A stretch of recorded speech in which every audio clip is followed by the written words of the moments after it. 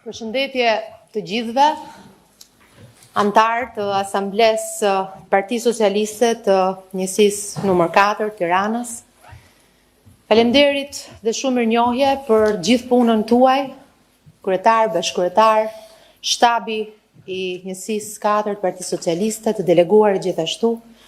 Mirënjohje për gjithë antarësinë tonë në njësinë 4 në gjithë Tiranën për punën e jashtëzakonshme që keni bërë, për faktin që jeni pranë njerëzve jo vetëm në fushatet elektorale, por për gjatë gjithë kohës, ne kemi qenë së bashku në analizën zgjedhore që kemi bërë në çdo njësi, në organizata gjithashtu për gjatë muajit vetverës, më pas me dëgjesat publike që kemi patur në të gjithë komunitetin e Tiranës, dhe sigurisht sot jemi këtu në kuadër të riorganizimit politik dhe të rienergjizimit të Partisë Socialiste, një fazë e re e cila tashmë ka nisur e që ka për qëllim të jemi akoma më shumë afër njerëzve, të rrisim dhe të intensifikojmë komunikimin me ta, të flasim për punët e qytetit, për punët e Tiranës, të flasim për punët e Shqipërisë dhe për punët e shtëpisë tonë patjetër.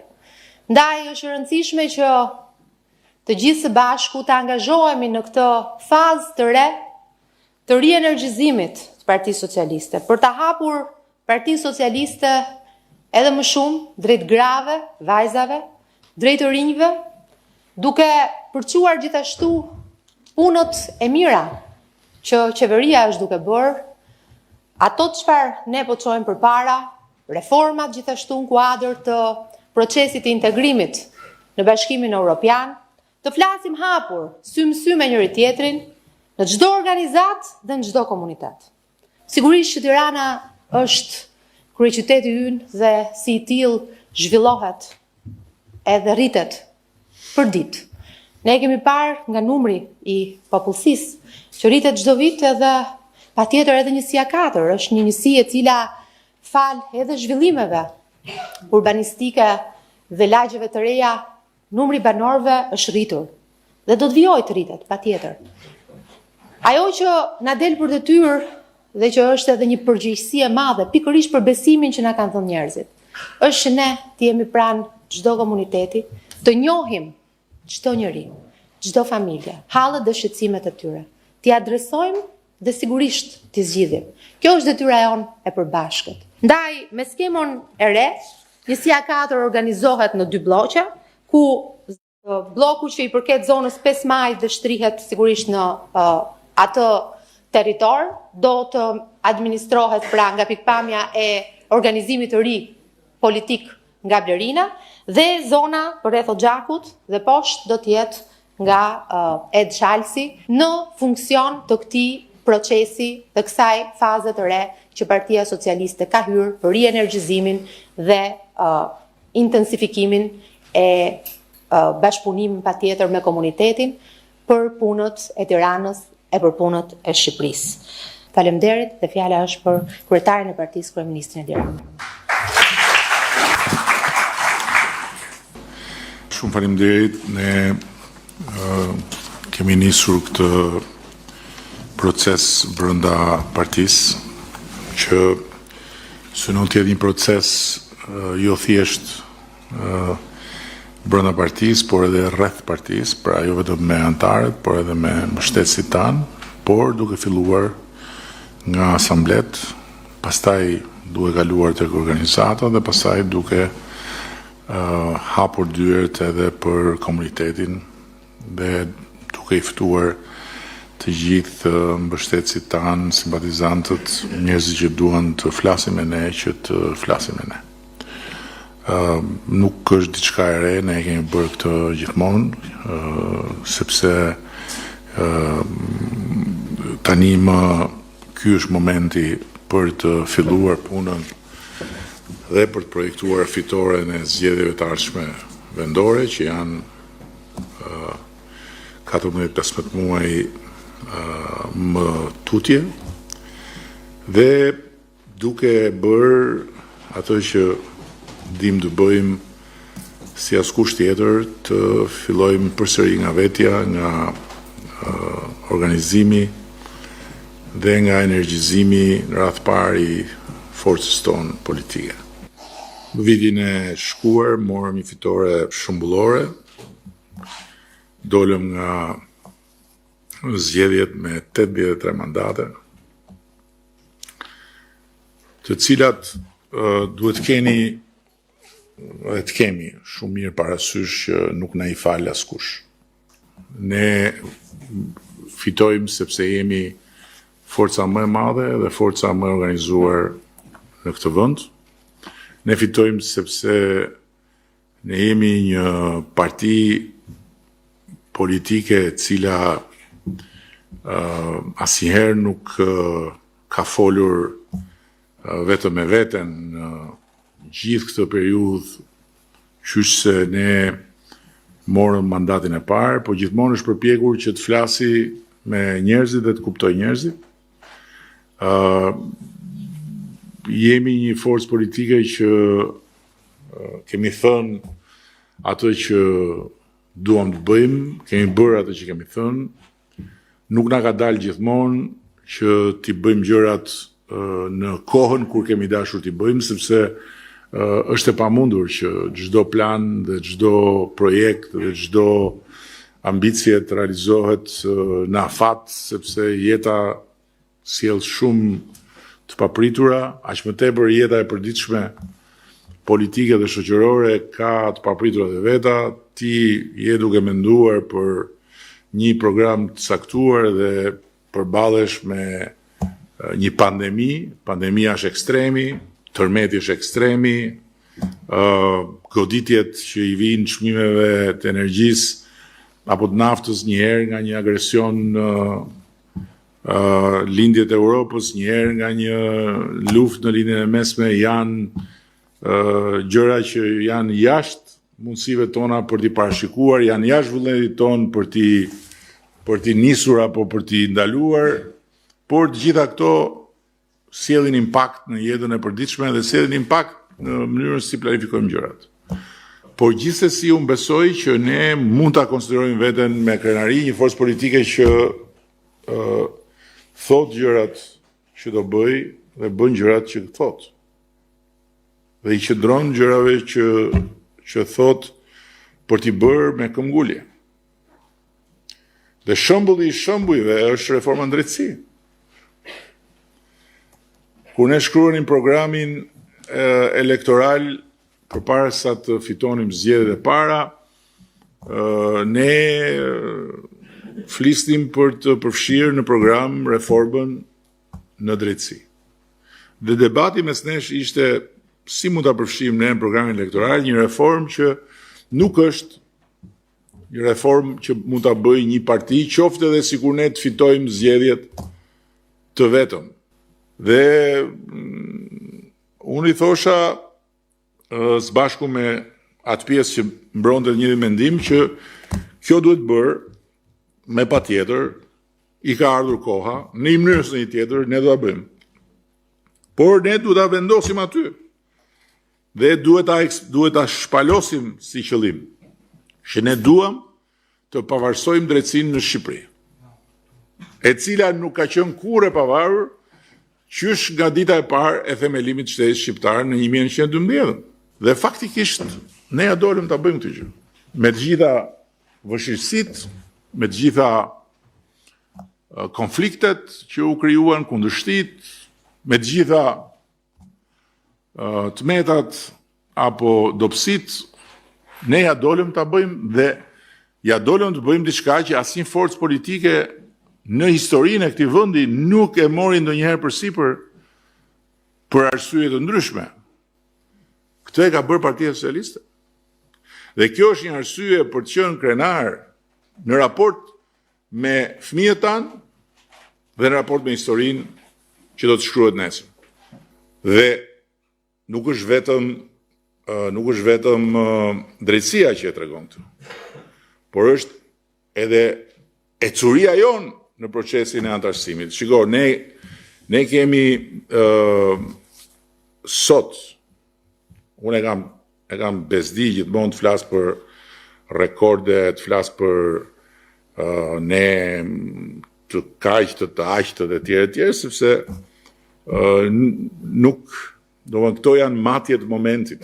Por, është e vërtet që në krahasim me të gjitha vendet që kanë kryer procesin e negociatave, nga fillimi deri në këtë fazë procesit, ne kemi rekordin e hapjes së të gjithë kapitujve për nga shpejtësia.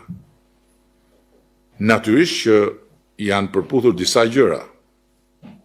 Është përputhur edhe gatishmëria e anës tjetër, pra e Bashkimit Evropian, për të na njohur meritën dhe për të na edhe notën që meritojmë në bazë detyrat shtëpisë. Tani pse po i bëjmë këto biseda këtu, do thoni ju, sepse unë mendoj që detyra jonë është qeverisim, por jo vetëm, detyra jonë është dhe të informojmë në kushtet kur ti mund të bësh shumë gjëra. Për shembull, ne sot kemi problem naftën që është goditur në çmim nga kriza, por që është një problem edhe përtej krizës, që t'jemi të vërtet me njëri tjetrin. Ajo kriza e shkaktuar atje në ngushticën e Hormuzit edhe gjithë kjo që po ndodh, e ka rritur çmimin gjithandej, e ka çuar në stratosferë, sidomos në ca vende shikoja më çonin ca miq nga Gjermania të merr. Por ne tani në kjo na gjen në kohën kur ne kishim filluar në fakt, dhe unë e kam thënë që në fjalën e parë në asamble mbasi fituam, që ne do të hymë në tregun e naftës me një faktor publik, me një faktor shtetëror, me një kompani publike. Dhe pse do të hymë në tregun e naftës me një kompani publike, në atë kohë se s'kishte luftë në atë kohë, pra nuk kishte lidhje me luftën. Do të hymë për të garantuar që qytetarët, konsumatorët tanë të karburanteve nuk detyrohen të paguajnë më shumë se sa që takon. Dhe për të siguruar që rezerva, dhe prandaj edhe kjo është një koincidencë, sepse ligji për rezervën strategjike që duhet mbajë shteti, ligji i ri është në procesin e konsultimit, pra është bërë përpara. Kemi pasur një naftë që ngjyrohej, markohej, siç quhet, që vendoset një komponent kimik për të identifikuar naftën që hyn në mënyrë legale dhe jo kontraband. Ishte një koncesion i trashëguar. Ne u përpoqëm ta rregullojmë sa të mundeshim, pa ishte boj që holloj kollaj apo sajoj kollaj. Tani, me kompaninë publike që kemi krijuar një tjetër kompani publike që është një kompani që kemi krijuar bashkë me të njëjtën kompani që ka shteti në Emiratet e Bashkuara, ne do të nxjerrim për çështje 1-2 muajsh, sepse është në ato fazat e fundit, do të nxjerrim një tjetër ngjyrues që është i pa manipulueshëm. Dhe do ndihmoj shumë kjo për të formalizuar deri në fund tregun e naftës, sepse nga gjitha analizat që bëjmë, ka një sasi nafte e cila është jashtë radarëve të shtetit. Tjetra që ndodh me naftën është quajtur naftë tranzit, që hyn në Shqipëri për të shkuar në vendet që janë në kufi toksor me Shqipërinë, dhe që pastaj një pjesë e saj mbetet në Shqipëri në mënyrë ilegale. Edhe për këtë kemi një produkt me po të njëjtën kompani, që është kompani e shtetit shqiptar, ku shteti shqiptar ka aksion shumicën dhe miqtë tanë të Emirateve kanë pjesën tjetër të aksioneve, për të ndjekur të gjithë naftën tranzit, e cila deri më sot është ndjekur me makina. Këto do të kenë impaktin e tyre pozitiv. Ne jemi të bindur për këtë. Dhe duam që kompania publike të arrijë në pikën që të jetë furnizues në treg. Dhe duke qenë furnizues në treg, të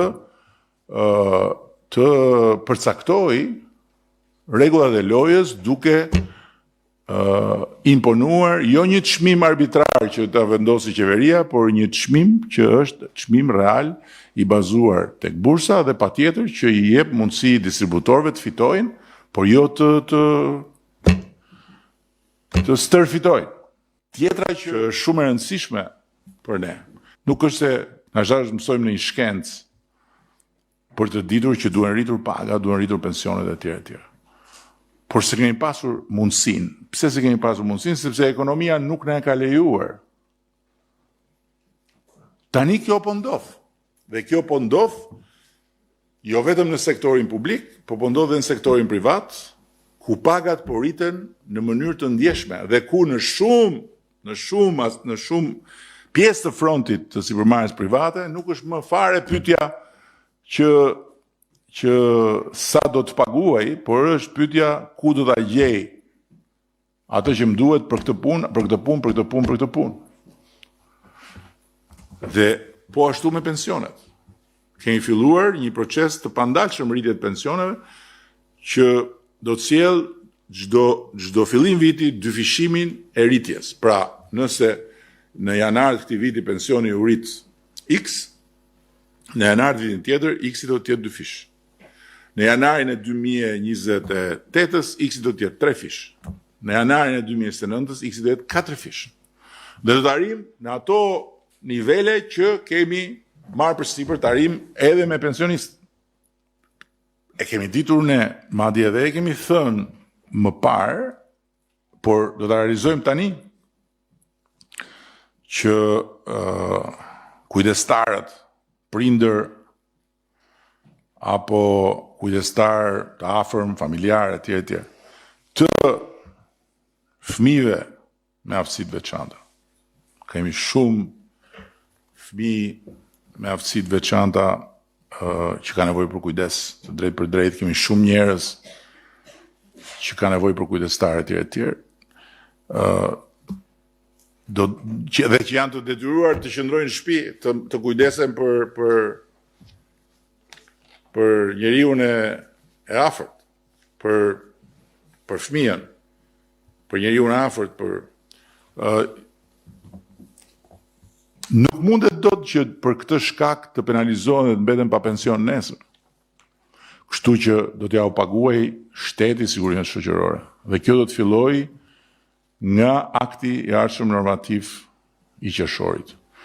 Ashtu si kundër, kemi thënë dhe tani do ta realizojmë edhe dyfishimin e shpërblimit për prindrit e fëmijëve me aftësi të veçanta. Për nënat në radhë parë, diçka që është e mirëpritur patjetër nga prindrit, diçka që patjetër do ishte mirë të ishte bërë më parë, por mundësitë nuk kanë qenë. Pra po ngrem një ekonomi që po rrit mundësitë. Kjo është shumë e rëndësishme. Dhe ajo që është inkurajuese është që rritja vazhdon të jetë e qëndrueshme. Të shpresojmë që nuk do të goditet rritja nga gjithë kjo konteksti ndërkombëtar, po sepse gjitha janë të lidhur, janë të varur, tani e kanë mësuar gjithë, deri dje thoshin po ç'pun kemi ne me luftën në Ukrainë, ne këtu kemi diell, kemi shiun, kemi ujin, kemi lumenjt, ne kemi vetë energjinë, që s'është vërtet. Sepse ne nuk jemi sovran. Do të bëhemi sovran brenda këtij mandati. Pse do të bëhemi sovran? Sepse po rrisim shumë kapacitetet me energji diellore. Tani po shtojmë edhe kapacitetet me energjinë e erës dhe të gjitha bashkë do të kemi një portofol që do të na garantojë të kompensojmë ato që na duhet i kompensojmë kur nuk kemi kapacitet të prodhojmë sa duhet energji nga uji për shkak të thatësirave, hidrocentrale dhe të tjera. Dhe në ndërkohë kemi filluar edhe projektet e baterive. Pra, sepse energjia diellore ka një kufi. Panelet prodhojnë kur ka diell. Pastaj kur erësohet, panelet nuk prodhojnë më. Në ndërkohë që kur kemi kapacitet prodhues të madh, për shkak se kemi edhe rezervën hidrike të plotë, atëherë një pjesë të energjisë diellore mund ta rezervojmë për kur na duhet, përmes baterive. Pra ta kalojmë tek bateritë. Dhe këtë po e bëjmë. Pra është një ekonomi që po zhvillohet. Mos harroni që kur ne kemi marrë detyrën, ne ishim 2 milionë ca turistë, ku për turistë numëroheshim dhe ne, edhe ju, gjithë. Kush ikten jashtë dhe sa kthej futej turist. Ne nuk numërojmë si vizitor dhe turist askënd që ka pasaportë shqiptare. Te ai 2 milionë caja ishim gjithë ne, edhe tuaj, edhe shqiptarë, edhe. Ne numërojmë të gjithë ata që kanë pasaportë huaj, edhe shqiptarët që kanë pasaportë huaj, sepse kështu i numëron gjithë bota dhe që vinë këtu. Nga 2 milionë caja kemi vajtë në 12 milionë. Dhe nga 300-400 milionë mesatarisht investimet huaja në vit kemi kaluar 1.5 miliardët. Të gjitha këto janë të ardhura më shumë, janë mundësi më shumë, janë punësim më shumë. Unë nuk po përpiqem t'ju them që shiko sa të lumtur duhet jemi edhe sa të lumtur duhet jenë gjithë me çfarë po bëjmë ne, sepse ne kemi shumë gjëra që duhet i bëjmë më mirë. Por ama kemi shumë arsye për të folur, për të informuar dhe për të qenë të energjizuar plotësisht për t'ja përcjell këto gjëra të tjerëve. Dakor, shumë faleminderit.